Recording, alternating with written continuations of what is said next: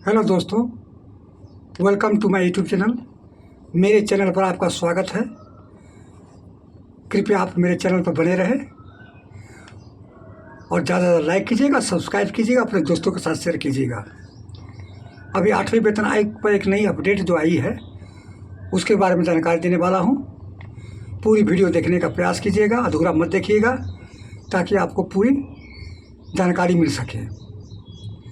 तो दोस्तों, मेरे फौजी भाइयों और पेंशन भोगियों, आपको मैं बताने वाला हूँ 8वां पे कमीशन कल यानी 23 अप्रैल को बड़ी मीटिंग एनसीजेसीएम, डीओपीटी और वित्त मंत्रालय के साथ बैठक हो रही है। उस पर टीओआर पर होगी फाइनल चर्चा। इसके बारे में पूरी जानकारी दूंगा। तो दोस्तों, पूरी वीडियो देखने का प्रयास कीजिएगा, अपने दोस्तों के साथ शेयर कीजिएगा और वेलकम आइकॉन पर प्रेस कीजिएगा, ताकि आपको जो नई जो नोटिफिकेशन है आपको मोबाइल पर मिलती रहे। 15 अप्रैल तक सारी डिपार्टमेंट से टीओआर देने के लिए कहा था। डीओपीटी ने जितने भी डिपार्टमेंट है, फाइनेंस मिनिस्टर है, गृह मंत्रालय है, जितने भी मंत्रालय है, डिफेंस मंत्रालय है, रेलवे वाले हैं, स्टेट गवर्नमेंट है, सारे से 15 अप्रैल तक बोला था कि हमको आप टीओआर लिख दीजिए। और कल जो है फाइनल मीटिंग होने वाली है एनसीजेसीएम के महासचिव श्री गोपाल मिश्रा जी के साथ, डीओपीटी और वित्त मंत्रालय का भी अधिकारी शामिल होगा, उसके साथ चर्चा होगी। और कल रूपरेखा ही कल हो जाएगा कि क्या किस पर सरकार स्वीकार करती है, नहीं करती है, जितने भी टीओआर दिया है उस पर क्या कौन कौन टीओआर को शामिल किया जाएगा, नहीं किया जाएगा, ये सारी विषयों पर चर्चा होगी। और किस किस पर जो चर्चा होगी उसके बारे में आपको जानकारी देने वाला हूँ। कृपया आप मेरे चैनल पर बने रहें। फर्स्ट है कम्यूटेड अलाउंस, जो 15 से घटाकर 12 साल किया जाए। दूसरा है 8 पे कमीशन से पहले 50% डीए को मर्ज किया जाए।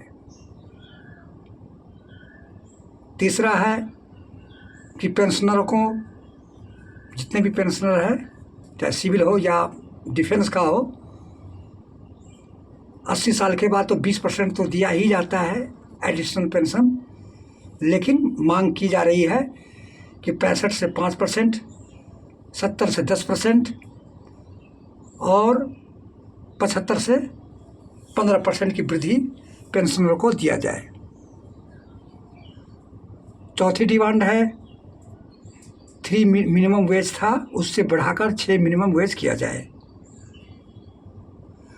पांचवा डिमांड है एचआरए, टीए और रिक्स अलाउंस में बढ़ोतरी किया जाए, जितने भी तमाम भत्ता है और उसमें बदलाव किया जाए।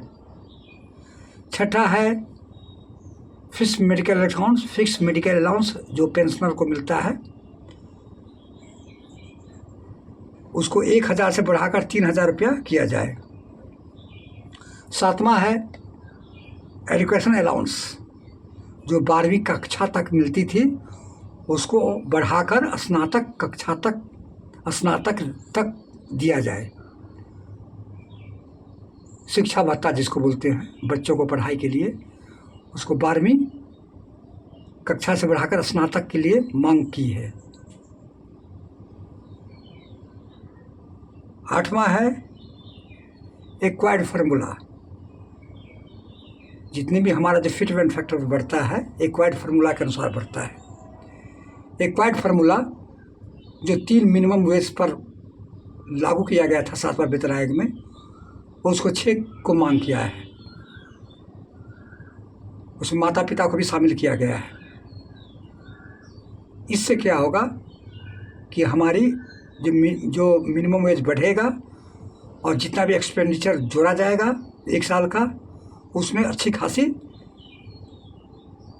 एक्सपेंडिचर में बढ़ोतरी होगी, जिससे हमारे पे और पेंशन में जो फिटमेंट फैक्टर दिया जाएगा उसमें अच्छी खासी बढ़ोतरी होगी।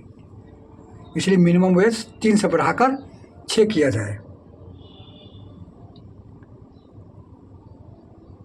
और लास्ट है AICPI इंडेक्स को फार्मूला को चेंज किया जाए। इससे मैं आपको प्रीवियस वीडियो में आपको बताया था कि सरकार को ऊपर SP त्यागी जो है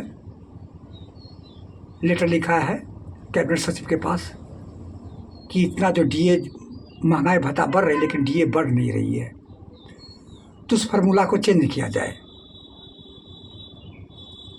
अभी जो है 2016 का चल रहा है, तो 2026 का कर दिया जाएगा। तो उससे क्या है, और उसके मिला के जो बास्केट में जो रखा गया है आइटम, उसमें भी बढ़ोतरी किया जाए, क्योंकि उसमें पुराने ज़माने का क्लॉथ रखा गया है, मार्किन का। कौन पहनता है क्लॉथ? इसके बाद हरी सब्जी बास्केट में रखा नहीं गया है, सिर्फ आलू रखा गया है, प्याज को शामिल नहीं किया गया है।